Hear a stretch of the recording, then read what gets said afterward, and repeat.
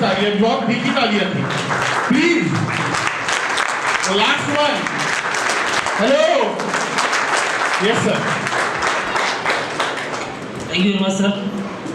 साथियों नमस्कार। नाम तो सर ने बता दिए, नाम शुभम खोबरागढ़े है, उत्तर नागपुर से ही बिलोंग करता हूँ, प्रॉपरली नागपुर का ही हूँ। सर ने जैसा बताया कि बहुत फास्टेस्ट ग्रोइंग किए sir, thank you very much. इतनी तारीफ की है आपने मेरी, लेकिन इतना फास्ट कभी ग्रो हुआ नहीं है, बहुत ग्रो करना है। सामने दिखेगा क्या क्या करना है मेरे को। सर आपने मुझे यहाँ बोलने का अवसर दिया, सीएमडी सर आज काफ़ी दिनों के बाद हमारे सामने मीटिंग में आए, रूबरू किए, तो मैं एक बार जोरदार उनका मेरे तरफ से आप सभी की तरफ से स्वागत करता हूँ। जोरदार एक बार तालियां सर के लिए।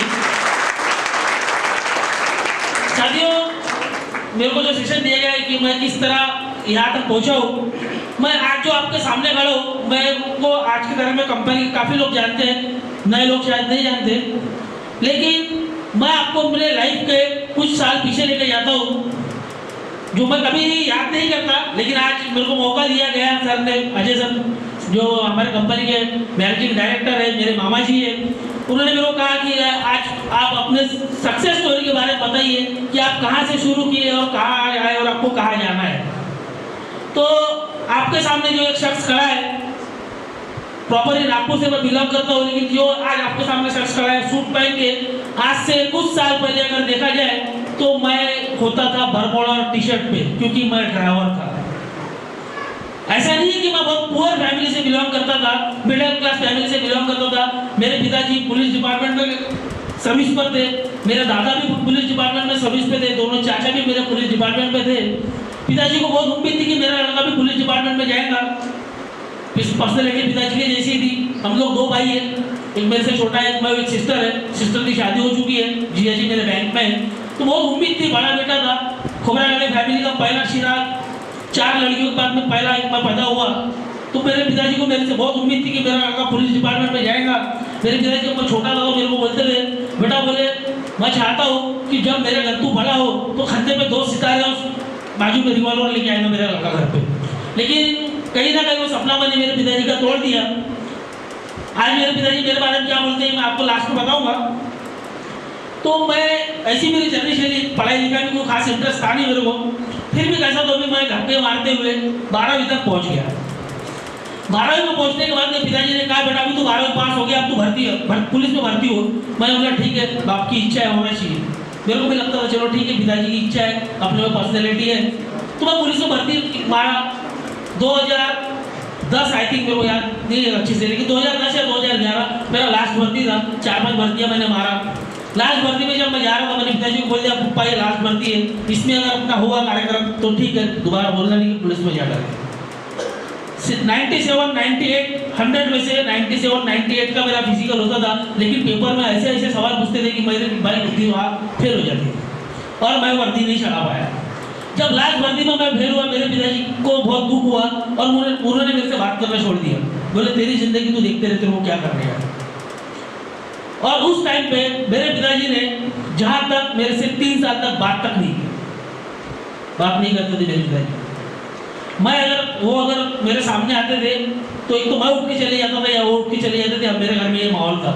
और मेरे पिताजी बचपन ये ना, मैं जब से दिखता आया हूँ बहुत ही गर्म दिमाग के इंसान थे। मैं तो सोचता हूँ यार मेरे माँ ने कैसे मैनेज किया होगा, बहुत डेंजर आदमी। मेरे पूरे फैमिली में खतरनाक आरडीएक्स के जैसा, जो मेरे मामा जी को मालूम है, बहुत डेंजर इंसान। तो पिताजी को कुछ खास मेरे से भी लगाव रहा नहीं, दुख हो गया उनको कि मैं भर्ती नहीं हुआ। लेकिन मेरे को ना पहले से ही, जब से मैं छोटा था या बोलो जब से मैंने होश संभाला 10वीं 11वीं से, मेरे को ना पैसे कमाने की बड़ी इच्छा थी। मैं मिलेगा वो काम करता था, जो काम मिले उस पर चले। मैंने पेंटिंग किया, मैंने सिक्योरिटी गार्ड की भी ड्यूटी किया, मेरे को पैसे चाहिए थे। ड्राइवरी किया, पिताजी को शर्म आती थी मेरे, बोले मैं तेरे को चाहता था क्या करने के लिए और तू ड्राइवर बन गया, तू पेंटिंग के काम पे गया। तो उनको एक्सेप्ट नहीं था ये, उनको मेरे से बहुत उम्मीदें थी, लेकिन जो मैंने पूरी तरह से पानी में मिला दिया था। तो जब मैं स्कूल बस चलाया, ट्रक चलाया, जब मैं 15-15, 20 दिन बाद जब घर पे आता था तो मेरे पिताजी मेरे को देख के मेरी मम्मी को डांटते थे, मेरे को डांटते थे, क्या कर रहा है ये, कहाँ जा रहा है, मैंने क्या सोचा था और ये क्या कर रहा है। तो बहुत टेंशन में मेरी ज़िंदगी चली। और इसी दौरान जब मैं ट्रक लाइन में था तो मेरा नागपुर मुंबई नासिक आना जाना होता था। तो यह उम्र थी, अभी भी यही हूँ नो डाउट। तो हुआ ऐसा, मेरे लाइफ में एक टर्निंग पॉइंट आया कि मेरे लाइफ में एक बंदी आ गई जिससे मेरे को शादी करना था। अब वो उसके भी खिलाफ सभी लोग, क्योंकि पहले से पिताजी के नज़र से तो वो उतर गए थे, तो जैसे तैसे मैंने शादी कर ली। अब शादी हुई लव मैरिज, और अपने पास में ढेला नहीं। 2014 को जब मैं शादी करने के लिए निकला, साथियों मैं आपको बताना चाहूँगा मेरे जेब में 40 रुपए थे। 40 रुपए लेके मैंने मेरी मिसेस को मेरे मिसेस का फोन आया मेरे को 15 मई 2014 को कि तुम मेरे को लेने के लिए आ रहे हो क्या? मैंने बोला हाँ मैं आ रहा हूँ। जेब में थे सिर्फ 40 रुपए, आज मैं वो दिन भुला नहीं हूँ। 40 रुपए लेकर मैंने उसको बोल दिया हाँ मैं तेरे को लेने आ रहा हूँ। किसी से तो भी अरेंजमेंट करके दोस्त भाई को पैसे मांग के मैंने 10,000 रुपये जमा किया, 5,000 रुपये घर में रखा मम्मी के हाथ में, और पिताजी को बताया नहीं मैं कहाँ जा रहा हूँ। मम्मी को बोल दिया, बोला मैं जा रहा हूँ तेरे बहू को लाने के लिए। फिर मम्मी ने बोली तू जा तो रहा है, खड़ा तेरे को उसी आदमी के सामने होना है जिसको तू नहीं बनाने जा रहा है। तो बोला लाने के बाद में देख लेंगे क्या होगा। हिम्मत करके 5,000 मांग के हाथ कर लिया, 5,000 रुपये जेब में डाल के टिकट निकाल के पहुँच गया नासिक शहर। बीवी को कुछ भी मालूम नहीं कि सामने क्या होने वाला है, ना मेरे को मालूम था। बीवी को बोला तेरे अपने को तेरे ससुराल से तेरे घर से कुछ नहीं लेके आने का, तेरा फोन कान का नाका जो होगा सब घर पे वही पे उतार के रख देने का। एक दिन रहा नासिक शहर में, दिन भर घुमा, उसको जो छोटी मोटी शॉपिंग करवाना था वो करवा के दूसरे दिन में बैठ के नागपुर आ गया। नागपुर आते जैसा पिताजी के सामने खड़ा हुआ, पिताजी फिर वैसे नाराज थे, लेकिन साथ में कुछ तो उन्होंने उस टाइम पे कुछ नहीं बोला। लोगों को हल्दी कब लगती, शादी के पहले या शादी के बाद? पहले लगती ना। मेरा टाइम पे उल्टा हो गया था कार्यक्रम, क्योंकि भाई इतनी थी ना। मैं बोला ससुराल से प्रेशर बढ़ जाएगा, लेने आ जाएंगे तो फिर का मामला बिगड़ जाएगा। तो मैंने भाई गड़बड़ में शादी पहले कर लिया। मेरे शादी में ये हॉल में भी बहुत लोग बैठे, मेरे शादी में सिर्फ 6 लोग थे। मेरा आज भी एल्बम देखता हूँ तो मतलब अपनी शादी में कोई नहीं था, चलो खर्चा तो बच गया, लेकिन शादी में कोई नहीं, सिर्फ 6 लोग थे। समय में शादी हो गई मेरी। शादी होने के बाद में शादी वादी हो गई, पिताजी ने बोल दिया भैया तूने सब कुछ तेरे हिसाब से किया, अब तेरा मेरा जमेगा नहीं, अब क्या कर देगा। आज भी वो दिन याद है मेरे को, जब पहली बार जब मेरे पास में कुछ नहीं था, मैंने मेरे मिसेस ने पन्नी में खाना खाया, प्लास्टिक की थैली में, प्लेट भी नहीं थी मेरे पास में, प्लेट। उस टाइम खाना खाते हुए मेरी बीवी के हाथ से आंसू गिर रहे थे। उस टाइम में मैंने सोचा कि ये जिंदगी अपने को नहीं जीना बस। और मेरे साथ में हादसे ऐसे होते गए, हादसे की बहुत अच्छी बातें होती थी कि मेरे को ठेस पहुंचती गई। मेरे को परिस्थिति ने तकलीफों में डाला, और मैं बोलता हूँ कि बहुत अच्छा हुआ कि तकलीफ में डाला। अगर सब आयता मिल गया होता तो मेरे बेकार आदमी हो गया होता। अगर सब आयता मिल जाए तो इंसान कुछ नहीं करता, घर में बैठा रहता, देगा हरी पलगा हरी। मिल रहा है 2 टाइम, अगर इंसान को खाने को मिले बिना कमाए तो वो जाएगा कमाने के लिए। मेरे ऊपर परिस्थिति आती गई। शादी को 1 साल होते ही एक कैलेंडर अपना बाहर आ गया, फिर जिम्मेदारी बढ़ी। तब भी मैं इस फील्ड में नहीं था, लेकिन जैसा ही मेरा लड़का मेरे हिसाब से 3-4 ही महीने का था, मामा जी से मेरी मुलाकात हुई। वो बहुत पहले से बोलते थे जुड़ जा, कुछ कर ले, तू कर सकता है। अपने दिमाग में जाती नहीं थी बातें। मैं हमेशा बोलता था मेरे को जमने वाला है क्या, मेरे को देखो आप, मेरा अवतार क्या है, मैं ड्राइवर आदमी, मैं किसको प्लाट बेचूंगा। लेकिन जब उन्होंने एक बार जब समझा है कि नहीं तू कर सकता है, और तब मेरे ऊपर परिस्थिति थी। मैं तब स्कूल की बस चलाता था, जिस टाइम में मेरे पास परिस्थिति है, स्कूल की छुट्टियां चल रही थी, धूपकाले का सीजन था, काम बंद, पैसे नहीं थे।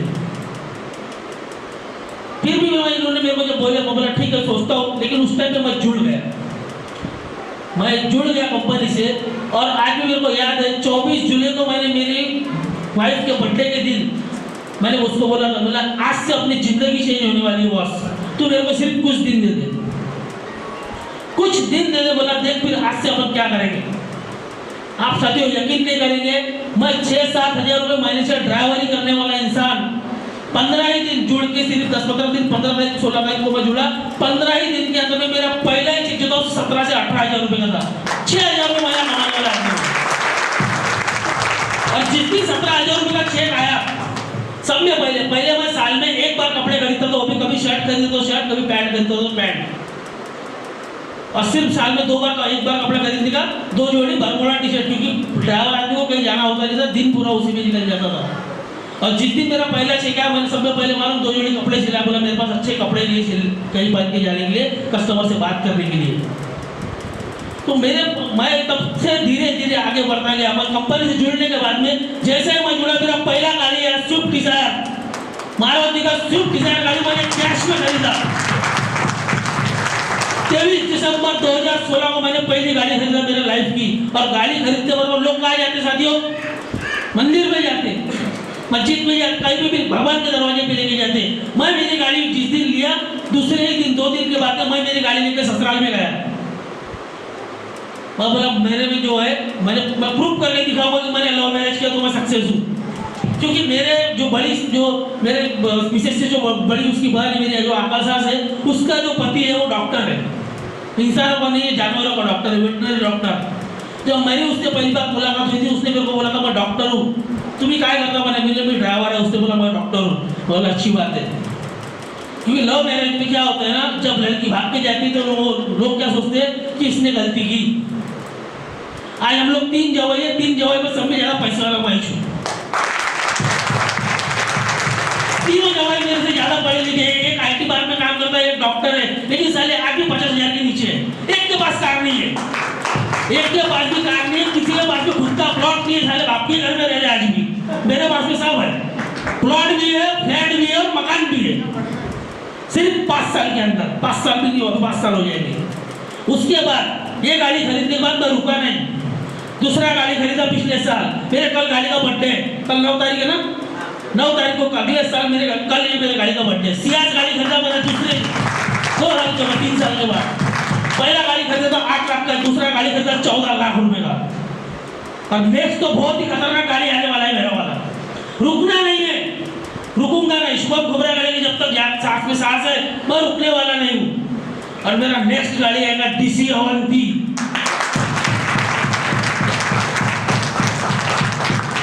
जो इंसान दूसरे की गाड़ी का कांच साफ करता था, ड्राइवर आदमी का क्या काम होता है? गाड़ी धोना, दूसरे की गाड़ी चलाना, उसकी गाड़ी को साफ रखना। आज मेरे घर में 2 गाड़ियां धोने के लिए लोग आ रहे हैं, गाड़ी चलाने के लिए ड्राइवर है। एक ड्राइवर ने ड्राइवर रख के खुद की गाड़ी में घूम रहा है आज। अगर मैं आज फिर कोई लाइन में रहता था तो मैं आज खुद की गाड़ी से नहीं घूमता था, कोट पहन के आपके सामने खड़ा नहीं होता था। जो इंसान साल में एक बार बरमूडा टी शर्ट खरीदता था, वही इंसान आज हर महीने कम से कम 20,000 रुपए के कपड़े लेता हूँ मैं। बीवी के पास में, जो कि मैं 2 जोड़ी कपड़े में लेके आया था, आज मेरे घर में रखने के लिए जगह नहीं है। कपड़े रखने के लिए मेरी बीवी बोलती अपने को एक और रूम बनाना पड़ता, वार्डरोब लेना पड़ता, उसमें कपड़े रखो। क्यों हुआ? क्योंकि मेरे को रुकना नहीं है। मेरे अंदर में आग लगी है, जुनून लगा कि नहीं मेरे को कुछ करना है। और आज वही मेरा जो पिताजी है, जो मेरे से नाराज होते थे, जो मेरे को बोलते थे कि मेरा लड़का पुलिस में भर्ती नहीं हुआ, आज मेरा पिताजी मेरे को बोलते अच्छा हुआ बेटा तू भर्ती नहीं हुआ। अगर तू भर्ती होता था तो तेरा सैलरी मैक्सिमम बहुत हो गया था, आज के तारीख में 40,000 रुपए रहता था। आज के तारीख में मेरा हर महीने का सैलरी 2 लाख रुपए। DCP से ज्यादा पैसे कमा रहा हूँ। पुलिस में भर्ती होता था, कांस्टेबल बनता था, DCP से ज्यादा पैसे कमा रहा हूँ हर महीने। आज काम छोड़ दो तो साइलेंट रेट से 36 महीने तक मेरे को 2 लाख रुपए महीना लेना है। कम नहीं होता बस 2 लाख रुपए महीना। अब पुलिस पे अगर रहता था और एक दिन अगर जॉब पे नहीं जाता था तो मेरे को बोलता नहीं था कि तेरे को लाख रुपए महीना मैं तेरे घर में लाके दूंगा। आज अगर छोड़ता हूँ तो भी 2 लाख रुपए महीना घर पे आएगा। कम नहीं होता 2 लाख रुपए महीना, 48 लाख रुपए साल का, यानी 3 साल में मेरे को 1.5 करोड़ रुपए और आएगा। 1.5 करोड़ रुपए कम होते हैं। और यही अगर मैं और 3 साल काम करूँ, 5 साल में अगर 2 लाख रुपए महीने में पहुंच गया, और अभी तो बहुत दिया कोई और 20 साल काम कर लिया और उसके बाद में अगर रिटायरमेंट लेके घर पे बैठ गया तो कितने लाख रुपए महीना घर पे आएगा? कम से कम 15 लाख रुपए महीना घर पे आएगा जब मैं रिटायर हो जाऊंगा। तब तक एसेट कितना बन जाएगा? किसके बदौलत? कंपनी को साइलेंस रह किसके बदौलत? अगर ये कंपनी मेरे लाइफ में नहीं आती थी तो आज मैं यहाँ नहीं पहुंचता था। आज भी कहीं ना कहीं कोई गाड़ी चलाते होता था, या बहुत हो गया तो स्कूल बस चलाता था, आज खुद की वैन ले लिया होता था, लेकिन यहाँ तक नहीं पहुंचता था। यहाँ तक पहुंचने के पीछे सबसे बड़ा हाथ है कंपनी का, मेरे धरती पर के महागुरु मेरे मामा जी अजय मिश्राम सर का, जिन्होंने मेरे को ये लाइन दिए, इस कंपनी का प्लेटफॉर्म दिया और मार्गदर्शन दिए। अगर ये इंसान मेरे लाइफ में नहीं आते थे और मेरे को नहीं समझाते थे तो मैं ये चीज मेरे दिमाग में कभी नहीं जाती थी। साथियों आप भी आए, सबके पास भी सपने हैं, सपने देखा करो, सपने देखने के पैसे नहीं लगते। किसी को आए आज तक हुआ है ऐसा, रात को सपना देखा, सवेरे किसी ने बोला थे तुमने रात को सपना देखा ना, इसके 2000 रुपये चार्ज है, लगा? कभी नहीं लगेगा। सपने देखो, क्योंकि जब तक हम लोग सोचेंगे नहीं, जब तक सपना देखेंगे नहीं, तब तक कुछ होने वाला नहीं है। ये बिल्डिंग जब बनी, ये बिल्डिंग ऐसी खड़ी हो गई क्या? ये बिल्डिंग को बनने के पहले 3 बार बिल्डिंग बनाई गई। एक बार जिसको बनाने दी उसके दिमाग में बनी, उसके बाद पेपर पर बनी कि ये किस तरह बनेगी, और उसके बाद फाइनली ये 3 बार बनी। ये गाड़ी मैं खरीद रहा हूँ, ये गाड़ी का डायरेक्ट मैंने सोच लिया कि नहीं अब मेरे को खरीदना है। पहले ये गाड़ी मैंने इसका सपना देखा कि नहीं मेरे को कार खरीदना है। सपना देखने के बाद में उसको पूरा करने की लगन लगी, तब जाके पैसे रहेंगे तो गाड़ी लेंगे ना, तो पैसा कमाएंगे तो ही गाड़ी आएगी। तो सपने देखो ना बॉस। अगर आपके पास में 2 व्हीलर है तो 4 व्हीलर का सपना देखो, मारुति की गाड़ी से घूम रहे तो BMW का सपना देखो, रुकने का नहीं। अगर आप रुक गए तो आप खत्म हो गए, रुकना नहीं है। अगर आप फ्लैट में रह रहे हैं तो बंगले का सपना देखो। अगर बच्चा अपना नॉर्मल स्कूल में पढ़ रहा है तो ये सोचो कि उसको बड़े से बड़े स्कूल में पढ़ाते हैं, विदेश भेजते हैं। क्या अपने बच्चों को अधिकार नहीं है क्या बाहर पढ़ने भेजने का? अगर मेरा बच्चा मेरे को बोलता है कि पिताजी पापा मेरे को ये होना, आज भी बता रहा हूँ, जब से मैं इस फील्ड में आया मेरे बच्चे ने आज तक मेरे को जो मांगा मैंने कभी नहीं बोला। क्यों नहीं बोला? क्योंकि आज मैं कैपेबल हो चुका हूँ। मेरे लड़के को अभी ये रेड कलर की कार भी कलर भी ये है। हमारे जब पहली गाड़ी लिया तो मेरा बेटा छोटा था, सेकंड गाड़ी लिया तो मेरे लड़के की बहुत इच्छा थी, पापा बोले आप रेड कलर की गाड़ी लो, लेकिन सियाज तो रेड कलर में अवेलेबल नहीं थी। मैंने उसको प्रॉमिस किया, बोला बेटा अभी नेक्स्ट गाड़ी जो लूंगा वो रेड कलर की लूंगा। तो एक ड्राइवर जो 6000 रुपये महीना कमाता था, वो अगर आज 50 लाख रुपए की गाड़ी लेने का सपना देख सकता है, तो मैं सोचता हूँ कि आप सभी लोगों में ये कैपेसिटी है। यहाँ बैठा हुआ हर इंसान वो कर सकता है। सबके पास में 24 ही घंटे, मेरे पास में भी 24 घंटे, आपके पास में भी 24 ही घंटे। अगर मैं कर सकता हूँ तो आप भी कर सकते हैं। यहाँ बैठा हुआ हर शख्स कर सकता है। अगर अंबानी इतना बड़े आदमी बन सकता है, अंबानी के पास में अलग से भगवान ने कोई दिमाग दिया है क्या? अपने को 24 घंटे, उसको 50 घंटे दिए क्या दिन का? नहीं दिया बस, उसको भी उतना ही समय सबके पास में उतना ही है। बस शर्त यह है कि हम लोग उसका किस तरह इस्तेमाल करते हैं, हमको ये सोचने का है। अगर हमने सही तरीके से सही इस्तेमाल किए तो हम लोगों को आगे बढ़ने से कोई नहीं रोक सकता। इतना ही बोल के मैं मेरे 2 शब्द समाप्त करता हूँ। Thank you very much. जय हिंद, जय साईनाथ। बहुत बहुत थैंक यू।